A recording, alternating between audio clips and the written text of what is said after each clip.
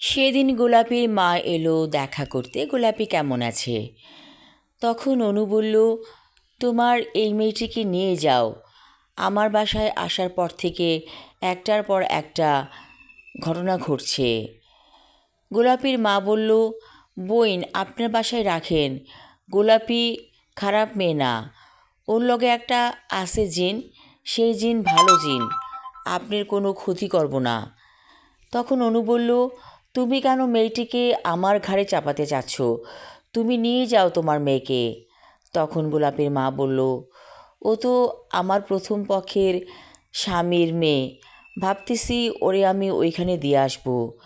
অনু বলল, তোমার স্বামীর দেশের বাড়ি কোথায়? তখন গোলাপির মা বলল, দিনাজপুরে। তখন অনু বলল, তুমি তোমার প্রথম পক্ষের স্বামীর ঠিকানা আমাকে দাও, প্রয়োজনে আমি ওকে দিয়ে আসব। তখন গোলাপির মা মাথা নিচু করে বলল, ওইখানে সৎমা আছে, সৎমা কি ওরে দেখতে পারবো? তার উপর আবার লগে জিন থাকা মাইয়া। তখন অনু বলল, আমি তো ভীষণ সমস্যায় আছি। যদিও গোলাপি কাজে কর্মে ভালো, কিন্তু সারাক্ষণ একটা ভয় ভয় কাজ করে মনের মধ্যে। অনুকে অনেক বুঝিয়ে চলে গেল গোলাপের মা। অনু কিছু টাকা দিয়ে দিয়েছিল গোলাপির মায়ের কাছে, কারণ গোলাপি বেশ কিছুদিন যাবৎ এখানে আছে, তার তো কিছু পাওনা টাকা অবশ্যই আছে। গোলাপি বলল, ওর মা চলে যাবার পরে, মা আমার লিগা গুড় দিয়া গেছে, আমি গুড়ের চা বানাই দুধ দিয়া। অনু বলল, গুড়ের চা তো কখনো খাইনি। ঠিক আছে, ভালো করে 2 কাপ বানাতো, দেখি কেমন লাগে খেতে। গোলাপি কিচেনে যেয়ে সেই কেটলির মধ্যে চা জড়িয়ে দিল। বেশ কিছুক্ষণ পর চা নিয়ে এলো গোলাপি, সঙ্গে 1 বাটি মুড়ি। অনু খেয়ে দেখলো চমৎকার চা। তখন বলল, তুই তো আমার চাইতেও ভালো চা বানাতে পারিস। গোলাপি আবার মাথা নিচু করে আছে।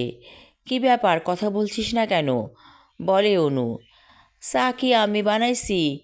আমার লগে যে থাহে হেই তো বানাইছে।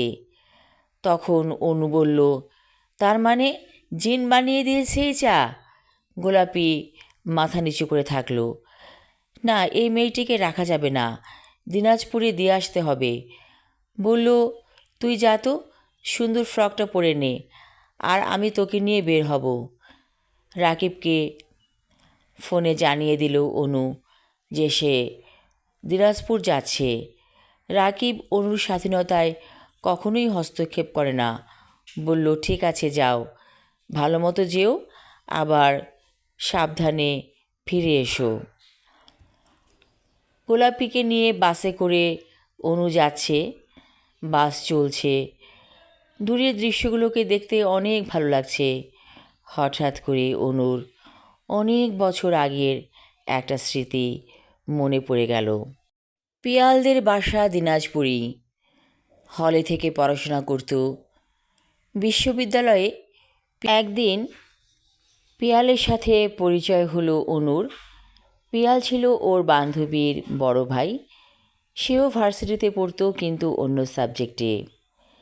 পিয়াল অনুকে দেখে এতই পছন্দ করেছিল যে একদিন টিএসসিতে একা পেয়ে অনুকে বলেছিল তার ভালোবাসার কথা। অনুরও ভালো লেগেছিল পিয়ালকে।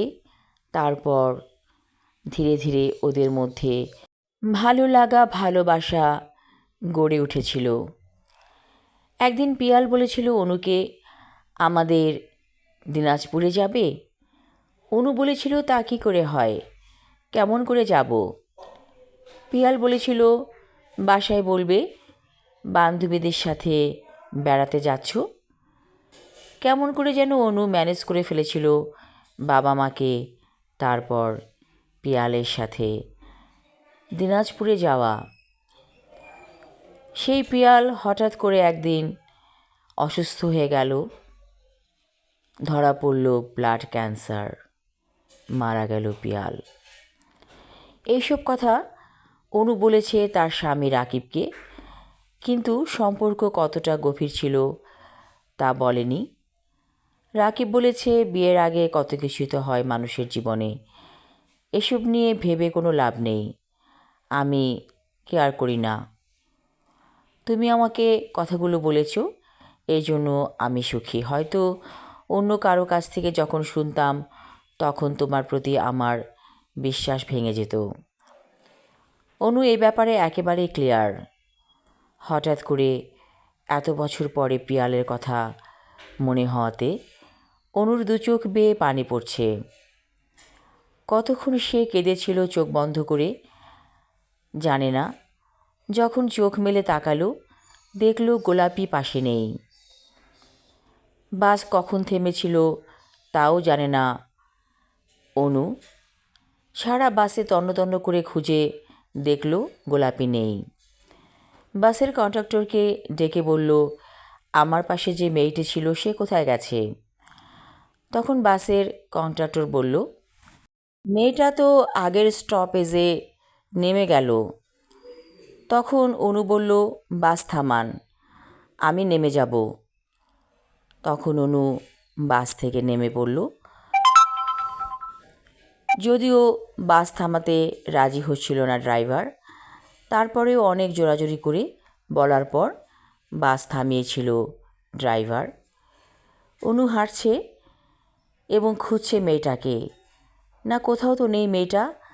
তাহলে ওর মা যদি এসে গোলাপিকে খোঁজে তখন অনু কী বলবে?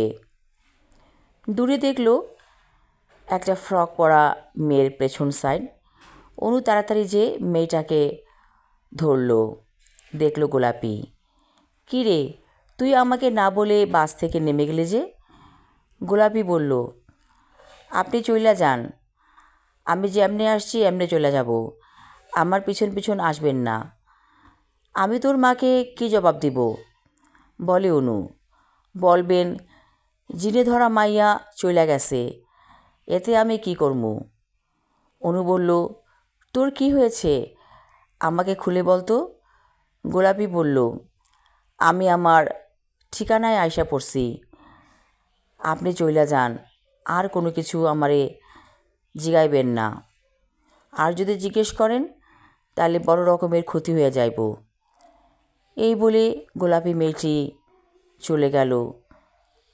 কোথায় যে গেল মুহূর্তের মধ্যে অনু কিছুই দেখল না। অনু বাসের টিকিট কেটে রওনা করল ঢাকার পথে। যা হবার হবে, এইসব ভেবে লাভ নেই। কোথাকার কোন গোলাপি, এরা হঠাৎ করে জীবনে আসে আবার চলেও যায়। এদের কথা ভেবে কী লাভ? চলে এলো অনু ঢাকায়। দেখল রাকিব বসে আছে অনুর অপেক্ষায়। কি ব্যাপার, তুমি অফিসে যাওনি? বলে অনু। রাকিব বলল, ইচ্ছে করছিল না, মনে হচ্ছিল তুমি এসে পড়বে কিছুক্ষণের মধ্যে। কে যেন আমার মাইন্ডে মেসেজ দিচ্ছিল বারবার যে তুমি চলে আসছো। আচ্ছা অনু, তুমি কি আমাকে এক কাপ চা তৈরি করে খাওয়াবে? অনু বলল, অবশ্যই খাওয়াবো, তুমি বসো, আমি কিচেনে যেয়ে চা তৈরি করছি। আমি আমার লেখা ছোট গল্প অনু পর্ব 5 এবং শেষ পর্ব পড়লাম। ধন্যবাদ।